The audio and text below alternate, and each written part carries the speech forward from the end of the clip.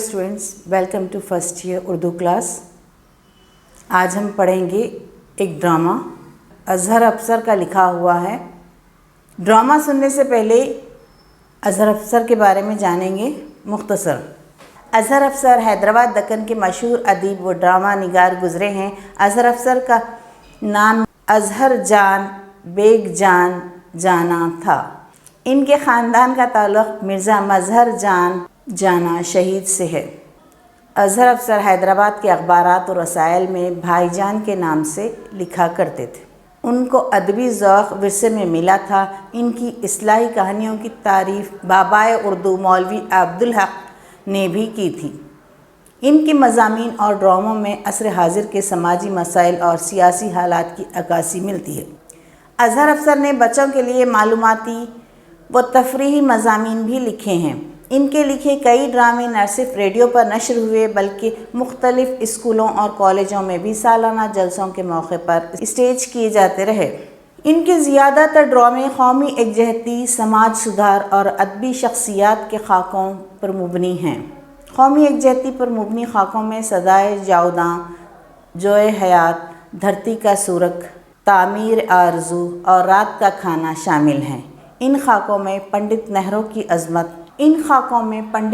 की अज़मत और आज़ाद हिंदुस्तान के तामीरी कारनामों के मुताल्लिक़ मालूमात हैं। इसके अलावा कुतुब शाह, गालिब, ज़ौक़ और मोमिन की ज़िंदगियों के दिलचस्प खाके भी इन्होंने रेडियो से नशर किए हैं और इन्हें स्टेज भी किया। इसके अलावा कुतुब शाह, गालिब, ज़ौक़ और मोमिन की ज़िंदगियों के दिलचस्प खाके भी इन्होंने रेडियो से नशर किया और इन्हें स्टेज भी किया। अज़हर अफसर रेडियो पर नशर होने वाले ड्रामों और खाकों में प्लॉट, किरदार निगारी को मौसर अंदाज में पेश करने के फ़न से बखूबी वाकिफ़ थे। नशरियात की फ़नी ज़रूरियात का वो पूरा ख्याल रखते थे, इसीलिए सामाईन उनके नशर करदा प्रोग्रामों को दिलचस्पी से सुनते और सराहते थे। अज़हर अफसर का शुमार रेडियो के लिए लिखने वालों में सफ़े अव्वल में किया जाता है। ये थे ड्रामे के मुसन्निफ़ अज़हर अफसर। अब हम पढ़ेंगे ड्रामे का खुलासा। निसाब में शामिल ड्रामा मोती हैदराबाद के मशहूर अदीब और ड्रामा निगार अज़हर अफसर मरहूम का लिखा हुआ है। अज़हर अफसर का शुमार रेडियो के लिए ड्रामे, फीचर और खाके लिखने वालों में सफ़े अव्वल में किया जाता है। ड्रामा मोती जो अज़हर अफसर का लिखा हुआ है वो गांव के एक शरीर लड़के मोती की कहानी है जो अपने चाचा के गांव जाने के लिए ढोंग रचाता है। मोती अपने घर में नाचना कूदना शुरू करता है, ज़ोर ज़ोर से हंसता है और अजीब व गरीब आवाज़ें निकालता है। उसकी माँ अपने 10 साला बच्चे को इस हालत में देखकर परेशान हो जाती है और मोती से इसकी वजह दरियाफ्त करती है। तो मोती अपने माँ को बताता है कि इस पर नदी के किनारे मौजूद बबुल के पेड़ का भूत सवार हो गया है और भूत की आवाज़ में कहता है कि तुम्हारा लड़का और इसके दोस्तों ने मेरे ऊपर पत्थर और ईंटें फेंकी हैं। अब मैं तुम्हारे बेटे को नहीं छोड़ूंगा। माँ डर जाती है और इसे कुछ समझ में नहीं आता कि वो क्या करे। बेटा उससे भूत की आवाज़ में खाने की फरमाइश करता है। माँ खाना लाने जाना चाहती है लेकिन मोती इससे बबूल की फलियाँ, गोखरू के कांटे और काली माश लाने के लिए कहता है और 7 बाउलियों का पानी भी लाने के लिए कहता है और फिर दख दख दगा दम दम हाउ हाउ हाउ जैसे अल्फाज दोहराता है। इतने में गांव का एक पंडित इनके घर आता है। माँ पंडित से अपने बेटे मोती के ऊपर भूत के सवार होने की बात कहती है। पंडित पहले तो घबराता है, फिर कहता है कि ये भूत उतारने के लिए बहुत मेहनत करनी पड़ती है। माँ कुछ भी खर्चा बर्दाश्त करने के लिए तैयार हो जाती है। पंडित कहता है कि मोती अच्छा हो जाएगा मगर मुझे नदी में एक पैर पर खड़े होकर समाधि लगानी होगी और इसके लिए 1 सेर माश, 7 बड़े बड़े कीले, 3 सेर मिठाई और 17 रुपये नकद का इंतज़ाम करने के लिए कहता है और जल्दी आने का वादा करके चला जाता है। क्या है, मोती एक शरीर लड़का है जो अपनी माँ के साथ रहता है। वो अपने चचा के घर जाना चाहता था तो इसलिए जब उसे मना किया गया होगा या इनकार किया गया होगा तो वो ज़िद करने का एक नया अंदाज़ निकाला कि उसने अजीब सी आवाज़ें निकालना शुरू की और माँ को परेशान किया और कहा कि तुझे क्या हो गया है। माँ के पूछने पर बोला कि मैं नदी के पास वाला भूत हूँ वहाँ पर, तुम्हारे लड़के ने और उसके दोस्तों ने मुझ पर पत्थर फेंके थे और मैं तुम्हारे लड़के के ऊपर आ गया हूँ। और जब माँ पूछती है भूख लगी है खाना, हाँ, तो वो माँ को डराने के लिए कहता है काली माश लाओ, बबूल की कांटियाँ लाओ,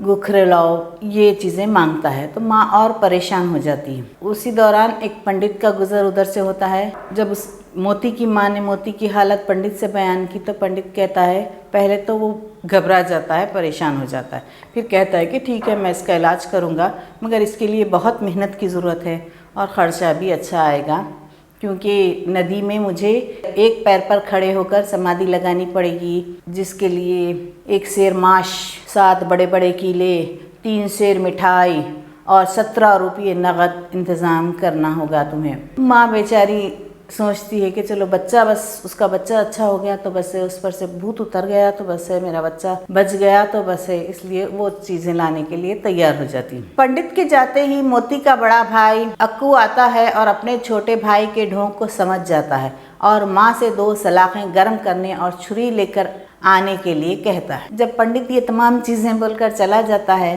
तो मोती का बड़ा भाई अक्कू वहाँ पर आता है। जब मोती की ये हालत उसे पता चलती है तो वो माँ से कहता है, वो पहचान लेता है कि उसका छोटा भाई असल में एक ड्रामा कर रहा है। तो वो माँ से 2 सलाखें गर्म करके और छुरी लाने के लिए कहता है। माँ के पूछने पर अन्नू कहता है सलाखें वो मोती की आंखों में डुबो देगा और छुरी उसके पेट में घोंप देगा, इससे भूत भाग जाएगा। ये सुनकर मोती परेशान हो जाता है और अपने भाई से सब सच कह देता है और कहता है कि इस पर कोई भूत वूत नहीं, वो अपने चाचा के घर दूसरे गांव जाना चाहता है।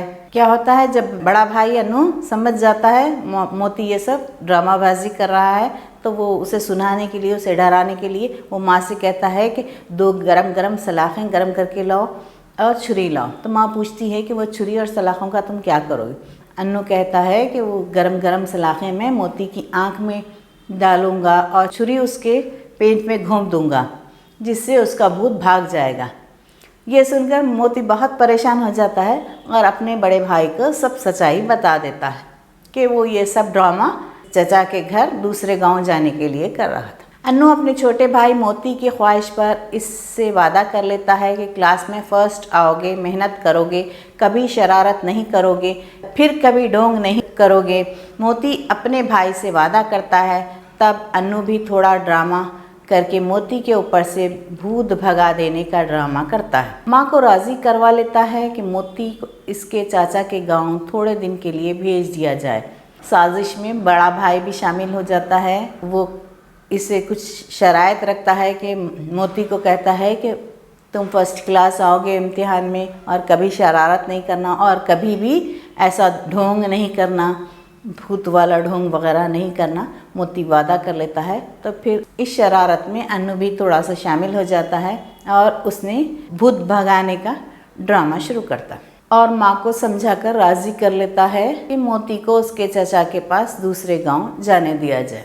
माँ राज़ी हो जाती है। मोती भूत के उतर जाने का ढोंग करता है और गांव जाने की इजाज़त मिल जाने पर खुश हो जाता है। इस तरह मोती अपने ढोंग रचाने के मकसद में कामयाब हो जाता है और अन्नू इसे लेकर गांव जाने की तैयारी करने लगता है और माँ खुश होकर कुछ रुपये अन्नू को देती है और इस तरह ड्रामा ख़त्म हो जाता है। असल में ये कहानी जो लोग भूत प्रेत पर और ये ढोंगी बाबाओं वगैरह पर एतक़ाद रखते हैं उनके बारे में है कि ऐसे कई ढोंगी बाबा होते हैं जो हम भोले भाले इंसानों को अपने शिकंजे में कर लेते हैं। झूठ सच बताकर ऐसी चीज़ें जो अनहोनी हैं, वो हो ही नहीं सकती, ऐसी चीज़ें बताकर वो अपने पैसे बटोरते हैं। और आजकल तो ये देखने में आया है कि ऐसे बाबा इबादत गाहों के करीब, दरगाहों में, मंदिरों के करीब वहाँ पर बहुत ज़्यादा हैं। जो ढोंगी बाबा हैं उनके चुंगल में नहीं आना चाहिए, उनसे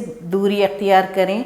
और अगर कभी कोई ऐसा मरीज़ हमारे दरमियान में है तो उसे डॉक्टर्स के पास ले जाएं, हकीम वगैरह के पास ले जाकर इलाज कराएं, किसी ढोंगी बाबा के पास ना ले जाएं, चूँकि वो पैसे भी लेते हैं हमसे और हमारा दिमाग ख़राब कर देते हैं। वो तरह तरह की गलत चीज़ों का इस्तेमाल करते हुए हमें गलती के रास्ते पर भी डालते हैं। तो ये था असल ड्रामा। इसका जो मतलब है कि इन ढोंगी बाबाओं से होशियार रहें।